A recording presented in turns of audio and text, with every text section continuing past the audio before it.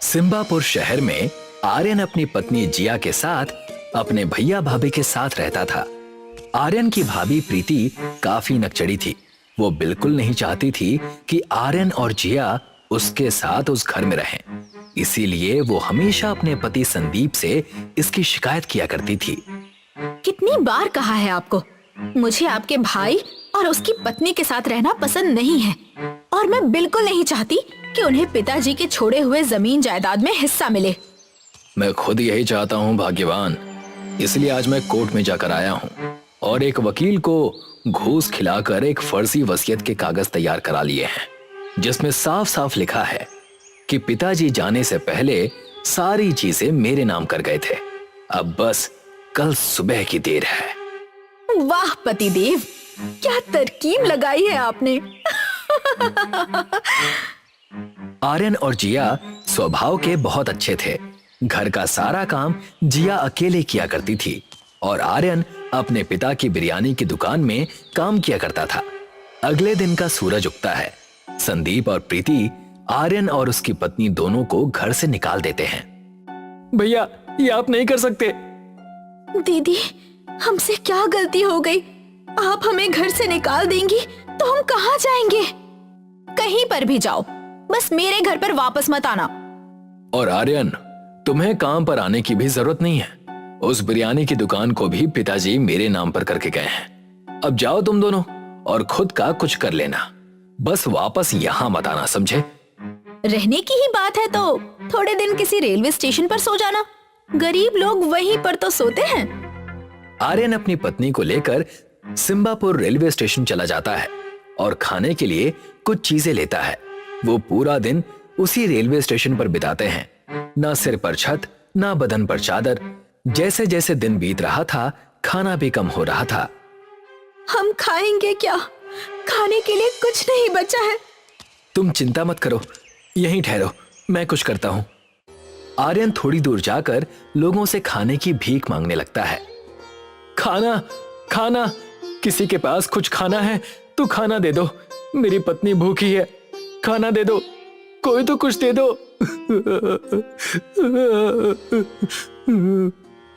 आर्यन अपनी हालत पर फूट फूट कर रोने लगता है। तभी वहां पर एक छोटी लड़की आर्यन के पास आकर कहती है, आप रो क्यों रहे हो? मैं आपको खाना देती हूँ। आज मैं अपना टिफिन लाना भूल गई और मम्मी ने मुझे आज बिरयानी और मेरे दोस्तों के लिए मोमोज पैक करके दिए हैं। आप रोइए मत, मैं आपको अपना टिफिन देती हूँ। बेटी, तुम्हारा बहुत बहुत शुक्रिया। ईश्वर हमेशा तुम्हारे साथ रहे। ईश्वर से मेरी यही प्रार्थना है। तभी रास्ते में एक बूढ़ी औरत कमजोरी की हालत में लोगों से खाना मांग रही थी।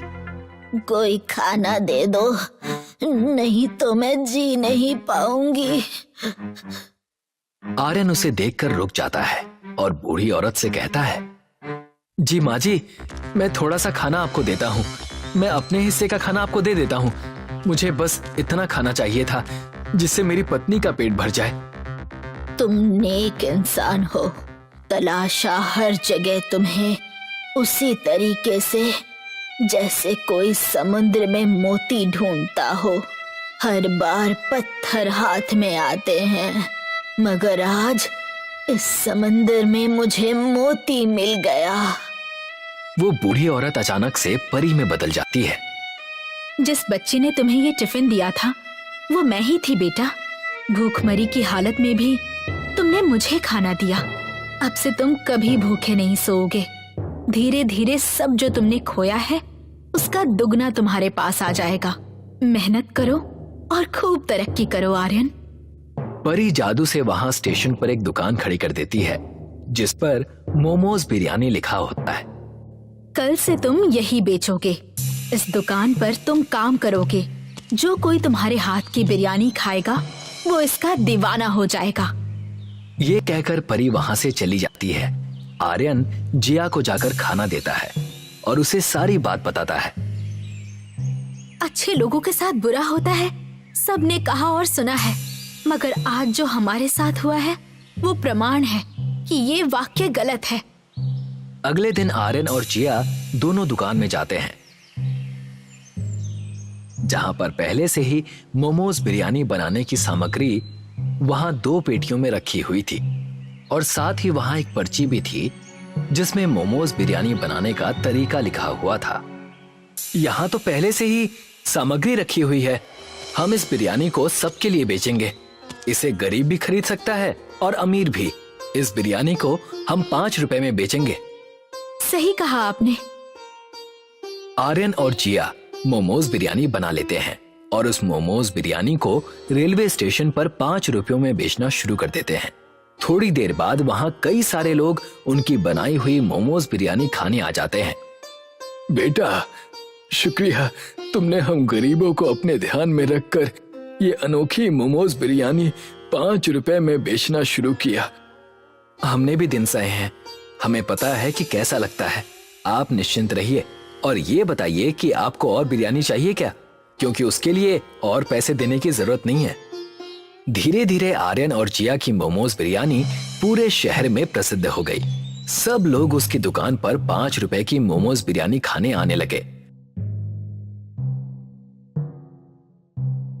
कई शहरों के धनवान भी उसके पास 5 रुपए वाली मोमोज बिरयानी खाने आते और उसे कई सारे पैसे देकर जाते। ये खबर हवा की तरह संदीप और प्रीति तक भी पहुंच जाती है। ये मैं क्या सुन रही हूँ पतिदेव? आर्यन और जिया फिर से अमीर बनते जा रहे हैं। उन्हें कई सारे शहर के धनवान लोग उस बिरयानी को खाकर ज्यादा पैसे भी दे रहे हैं उन्हें। जानता हूँ, मुझे भी समझ में नहीं आ रहा है। सब तो हमने उससे छीन लिया था, तब उसके पास ये दुकान खोलने के पैसे कैसे आए और इतने पैसे कैसे आए कि वो बिरयानी को 5 रुपयों में बेच रहा है। हम दोनों को जाकर देखना पड़ेगा भाग्यवान। मगर वो हमसे बात भी करेगा क्या? वो सब मुझ पर छोड़ दो। मैं अपने भाई को जानता हूँ, उसका दिल बहुत कोमल है। वो मुझसे गुस्सा नहीं रह सकता है। संदीप और प्रीति दोनों आर्यन और जिया से मिलने उनकी दुकान पर पहुंच जाते हैं। मेरे भाई आर्यन, मुझे माफ कर देना, मुझसे गलती हो गई थी। जिया, मुझे भी माफ कर दो। हमने तुम लोगों के साथ बहुत बुरा किया। अरे दीदी, कोई बात नहीं। बुरा तो हमारे साथ हुआ, मगर हम टूटे नहीं और आप हमारे पास आ गईं, तो मैं अभी कह सकती हूँ कि परिवार हमसे झूठे नहीं। संदीप भैया, हमने आप दोनों को माफ किया। मैं आप दोनों को मोमोज बिरयानी खिलाता हूँ। आर्यन दोनों को मोमोज बिरयानी खिलाता है।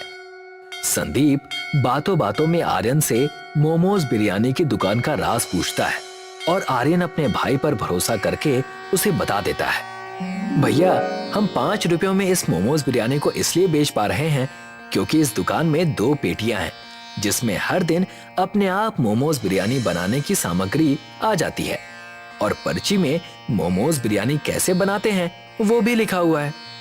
इसलिए ये मोमोज बिरयानी खाने में इतनी अच्छी लगती है। अच्छी बात है, बहुत अच्छी बात है। मोमोज बिरयानी के लिए शुक्रिया। अब हम चलते हैं, मगर हम आगे भी तुम दोनों से मिलने आते रहेंगे। संदीप और प्रीति घर लौट जाते हैं। कहा था ना मैंने, वो आर्यन मुझसे गुस्सा नहीं रह सकता, और देखा किस तरीके से मैंने उससे सब उगलवा लिया। वो 2 पेटियां और वो पर्ची, हमें बस वही चाहिए।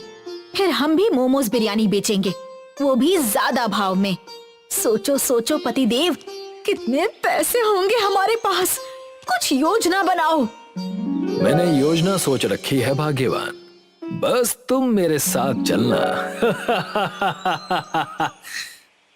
अगले दिन रात को आर्यन और जिया अपनी दुकान को बंद करके चले जाते हैं और संदीप और प्रीति रेलवे स्टेशन में प्रवेश करते हैं। प्रवेश करते ही उन्हें वो बच्ची मिलती है जिसने आर्यन को मोमोज और बिरयानी की टिफिन दी थी।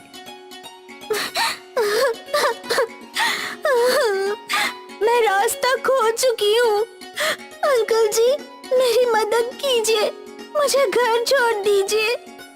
ए लड़की, यहाँ से भाग, जा यहाँ से, किसी और से मदद मांग। अरे, ये बच्ची यहाँ कैसे आ गई? ए, समझ नहीं आता क्या? निकल यहाँ से। वो बच्ची वहां से रोते रोते चली जाती है।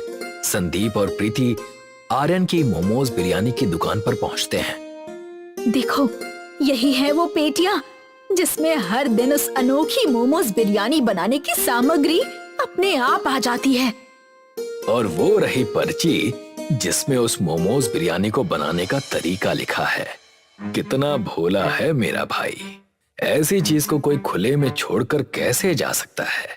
मूर्ख भाई है मेरा, इसीलिए अब मैं धनवान हो जाऊंगा। संदीप और प्रीति उन दोनों पेटियों और पर्ची को उठाकर जाने लगते हैं।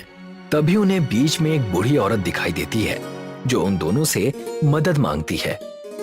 कोई मेरी मदद करो, कोई मुझे कुछ खाने के लिए दे दो, बड़ी भूख लग रही है। बेटा, पेटी में से कुछ खाने को दे दो। नहीं नहीं, हमारे पास आपको देने के लिए कुछ नहीं है। जैसे ही वो ये शब्द कहता है, वो बूढ़ी औरत परी में बदल जाती है और उन दोनों से कहती है, मैंने 2 बार रोकने की कोशिश की तुम दोनों को अपने कहर से बचाने की, मगर लालच को मैंने तुम्हारे अंदर वास करते देखा। नहीं मिलेगी माफी तुम दोनों को इस गुनाह की। धनवान होना था तुम दोनों को, अब सब छीन लिया जाएगा तुमसे। कूदता था तुम्हारा मन पैसा देखकर, अब कूदते रहना जिंदगी भर एक मेंढक की तरह। संदीप और प्रीति दोनों मेढक में बदल जाते हैं। अगली सुबह होती है, आर्यन अपनी दुकान खोलता है और उसे वो दोनों पेटियां अपनी जगह पर ही दिखती हैं, जैसे पिछली रात कुछ हुआ ही ना हो। शहर में आर्यन आगे और कई सारी जगहों पर अपनी 5 रुपए की मोमोज बिरयानी की दुकान खोल लेता है और अपनी जिंदगी आराम से जीता है। एक गांव में अभिमन्यु नाम का व्यक्ति पनीर बिरयानी बेचा करता था। एक दिन अभिमन्यु बाजार में पनीर बिरयानी का ठेला लगाकर ग्राहकों को आवाज लगा रहा था। आइए आइए और पनीर बिरयानी का आनंद उठाइए। सभी का धंधा इस समय चल रहा है मंदा। मेरी बिरयानी के साथ मिला हुआ पनीर इस गर्मी में आपको कर देगा ठंडा। तभी वहाँ पर मुखिया आकर अभिमन्यु से बोला, अरे क्या बात है अभिमन्यु, कितनी देर से देख रहा हूँ कि ग्राहकों को आवाज लगा रहे हो, मगर कोई तुम्हारी पनीर बिरयानी खाने ही नहीं आ रहा। ऐसी बात नहीं है मुखिया जी, कुछ देर बाद देखिएगा कि कितने ग्राहक मेरे ठेले पर आकर बिरयानी खाने का आनंद उठाएंगे। अभिमन्यु, ये गर्मी का मौसम है, तुम पनीर बिरयानी बेचने की बजाय कोई नया आइटम क्यों नहीं बेचते? नहीं मुखिया जी, पनीर बिरयानी मेरे पिताजी भी बेचा करते थे और उन्होंने ही मुझे पनीर बिरयानी बनानी सिखाई थी। मैं इस धंधे को नहीं छोड़ूंगा। कुछ देर में अभिमन्यु के ठेले पर लोगों की भीड़ लगने लगी और देखते ही देखते अभिमन्यु की पनीर बिरयानी खत्म हो गई। मुखिया मुस्कुराते हुए अभिमन्यु से बोला, मान गए अभिमन्यु, तुम्हारी पनीर बिरयानी का स्वाद गर्मी में भी लोगों को अपनी ओर खींच लाता है। अभिमन्यु मुस्कुराता हुआ घर चला गया और मुखिया भारी मन से अपने खेत की ओर चला गया। खेत पर उसका भतीजा चंदू मुखिया का इंतजार कर रहा था। चाचा जी, क्या आपने अभिमन्यु से बात की? हाँ, मैंने अपने तरीके से उससे कहा कि वो पनीर बिरयानी की जगह कोई और आइटम क्यों नहीं बेचता, मगर उसने मना कर दिया। चाचा जी, अभिमन्यु की पनीर बिरयानी इतनी प्रसिद्ध है कि अगर मैं उसके सामने कोई दूसरा आइटम का ठेला लगाकर बेचूंगा तो वो नहीं बिकेगा। मेरे रोजगार का क्या होगा? चिंता मत करो चंदू, मैं कल कोई उपाय सोचकर तुम्हें बताता हूँ। इधर अभिमन्यु की पत्नी बिंदिया अभिमन्यु से बोली, कल तुम्हारे पीठ पीछे मुखिया जी घर पर आए थे, बोल रहे थे कि गर्मी का सीजन चल रहा है, तुम अपने पति से कुछ और बेचने के लिए क्यों नहीं कहती? ये मुखिया जी भी ना मेरे पीछे हाथ धोकर पड़ गए हैं। अरे भाई, जब मेरी पनीर बिरयानी सारे गांव में प्रसिद्ध है तो फिर मैं दूसरा आइटम क्यों बेचूं? सही बात है, आपकी पनीर बिरयानी तो भीषण गर्मी में भी लोग खाना पसंद करते हैं जी।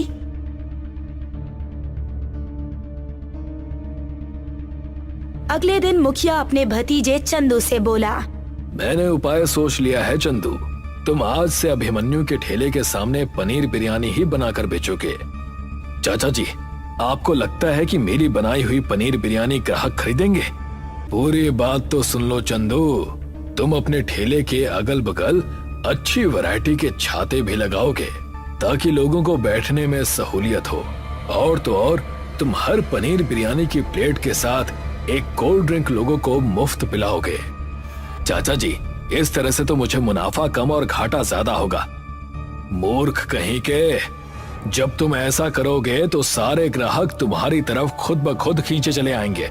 एक बार उसके ग्राहक टूटकर तुम्हारे पास आ गए तो उसके बाद तुम अपनी मर्जी के मुताबिक बिरयानी की प्लेट के दाम रख सकते हो।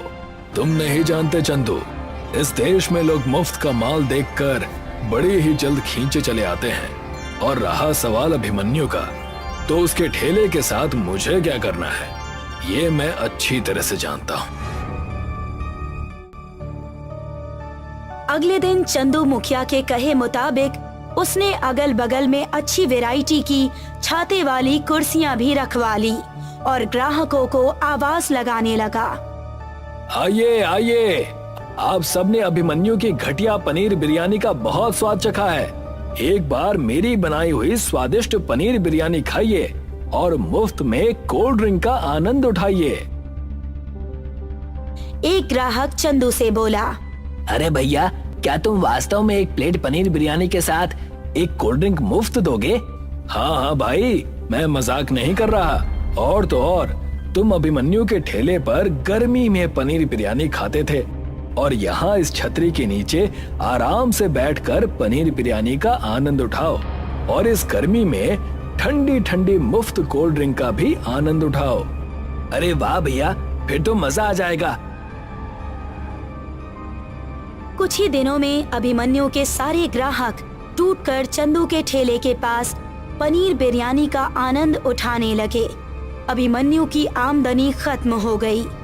अगर मुखिया का भतीजा एक कोल्ड ड्रिंक मुफ्त में दे रहा है तो आप भी क्यों नहीं कोल्ड ड्रिंक मुफ्त में देते हैं जी? ये कैसी बातें कर रही हो बिंदिया? एक तो मैं लोगों को वैसे भी बहुत सस्ते में पनीर बिरयानी बेचा करता था। अगर मैं कोल्ड ड्रिंक मुफ्त में दे दूंगा तो इस तरह से तो मुझे अपना घर भी बिकता हुआ नजर आ रहा है। अब मुझे समझ में आ रहा है कि मुखिया जी बार बार मुझे ये धंधा छोड़ने के लिए क्यों कहते थे। आज मैं मुखिया जी से बात करके ही रहूंगा। शाम के समय अभिमन्यु मुखिया के घर पर चला गया। अभिमन्यु को देखकर मुखिया बुरा मुंह बनाता हुआ बोला, क्या बात है अभिमन्यु, यहाँ क्यों आए हो? देखिए मुखिया जी, मुझे नहीं पता कि आपकी मुझसे क्या दुश्मनी है, लेकिन आपका भतीजा मेरे साथ सही नहीं कर रहा। क्यों भाई, इस गांव में क्या तुम्हें ही पनीर बिरयानी बेचने का अधिकार है?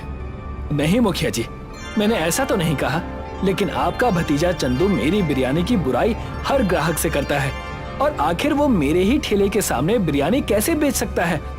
अभिमन्यु, तुम अपनी हद से ज्यादा आगे बढ़ रहे हो। हर किसी के धंधा करने का अपना अलग अलग तरीका होता है। और हाँ, अब जब बात यहाँ तक आ ही गई है तो फिर ध्यान से सुनो। तुम्हारे पिता ने वर्षों पहले मुझसे कर्ज लिया था जो कि उन्होंने मुझे नहीं लौटाया। तो आप कहना क्या चाहते हैं मुखिया जी?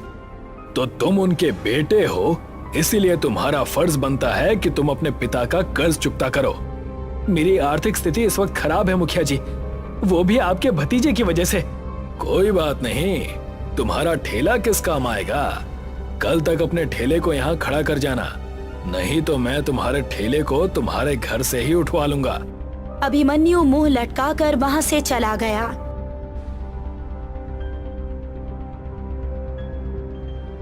अगले दिन मुखिया के आदमी अभिमन्यु का ठेला भी उठाकर ले गए। अभिमन्यु बेरोजगार हो गया। कुछ दिन ऐसे ही बीत गए। आखिर आप कब तक ऐसे ही घर पर बैठे रहेंगे? कुछ समझ में नहीं आ रहा बिंदिया, यहाँ तक कि धंधा और ठेला भी हाथ से चला गया। अब मैं क्या करूं? मुखिया ने जरूर आपसे झूठ बोला है। आपके पिताजी को स्वर्ग सिधारे तो कई वर्ष हो गए हैं।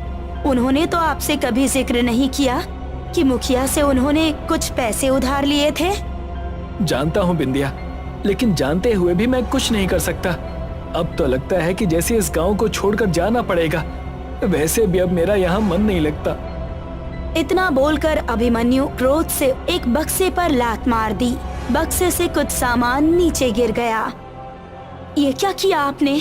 ये तो आपके पिताजी का पुराना बक्सा था।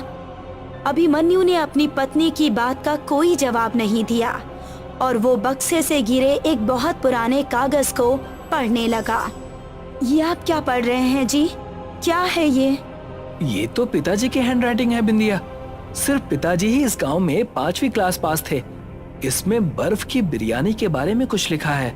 अचानक अभिमन्यु को कुछ याद आया। मुझे याद आ रहा है, पिताजी बर्फ की बिरयानी के बारे में माँ से बात तो किया करते थे कि वो एक दिन बर्फ की बिरयानी बनाकर बेचेंगे। लगता है ये वही है। अगर ऐसी बात है तो फिर आप बर्फ की बिरयानी क्यों नहीं बेचते? अगर आपके पास पैसे नहीं हैं, तो मेरे पास एक चांदी का हार पड़ा हुआ है, आप उसको गिरवी रखाइए और अपना धंधा फिर से शुरू कीजिए।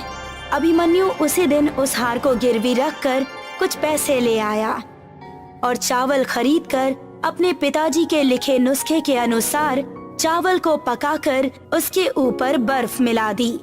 बिंदिया, बर्फ की बिरयानी तो बनकर तैयार हो गई।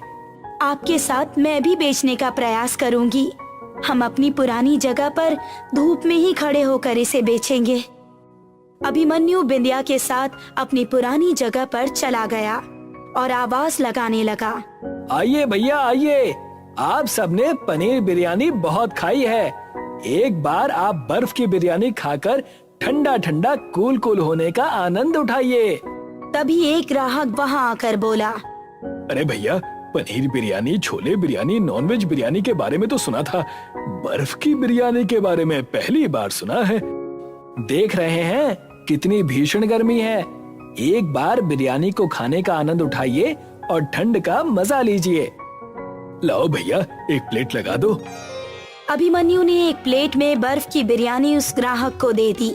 बिरयानी खाते ही वो ग्राहक बोला, अरे भैया, बर्फ की बिरयानी को खाकर तो मुझे ऐसा लग रहा है जैसे कि दिसंबर की सर्दी आ गई हो। उस ग्राहक की बात सुनकर सभी ग्राहक अभिमन्यु के बर्फ की बिरयानी पर दौड़ पड़े। कुछ ही दिनों में अभिमन्यु की बिरयानी अपने गांव में और आसपास के सभी गांव में प्रसिद्ध हो गई। अभिमन्यु की बर्फ की बिरयानी जो भी खाता, उसे भीषण गर्मी में भी गर्मी नहीं लगती। एक दिन अभिमन्यु की पत्नी अभिमन्यु से बोली, आपके पिताजी की बर्फ की बिरयानी का नुस्खा अगर हमें नहीं मिलता तो हम तो सड़क पर आ गए थे। तुम सही कह रही हो, पिता पिता ही होता है। इस संसार से जाने के बाद भी उन्होंने हमारी सहायता की। मैं चाहती हूँ कि इस भीषण गर्मी में बेचारे बहुत से गरीब लोग गर्मी की वजह से परेशान हैं, जिनके घर पर ना कूलर है और ना ही पंखा, आप उन्हें ये बर्फ की बिरयानी मुफ्त में खिलाइए। अभिमन्यु को अपनी पत्नी का सुझाव पसंद आया और अभिमन्यु उस दिन से गरीब लोगों को बर्फ की बिरयानी मुफ्त में खिलाने लगा। अब गांव में जिसे भी गर्मी लगती, वो अभिमन्यु के पास आ जाता और अभिमन्यु ने गांव में एक दुकान खरीद ली। अब वो गांव में ही दुकान पर बर्फ की बिरयानी बेचा करता। ये देखकर चंदू मुखिया से बोला, चाचा जी, हमारी सारी योजना पर पानी फिर गया। सही कहते हो तुम। पता नहीं इस चंदू के पास बर्फ की बिरयानी बनाने का नुस्खा कैसे आ गया। उसकी बर्फ की बिरयानी खाने के बाद किसी को गर्मी ही नहीं लगती। अब तो दूर दूर से लोग आकर उसकी बिरयानी खाने लगे हैं और वो भी सिर्फ इसी वजह से खाते हैं ताकि वो अपने शरीर की गर्मी भगा सके। तो फिर कुछ कीजिए चाचा जी। जब दुश्मन ताकतवर हो जाए तो फिर उससे दुश्मनी नहीं बल्कि समझौता करना चाहिए। चलो मेरे साथ।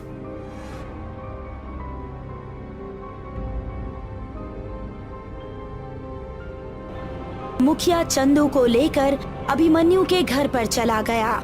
मुखिया और चंदू को देखकर अभिमन्यु चौंकता हुआ बोला, मुखिया जी, आज आपको इस गरीब की याद कैसे आ गई? अभिमन्यु, तुम्हारी बर्फ की बिरयानी दूर दूर तक प्रसिद्ध हो चुकी है।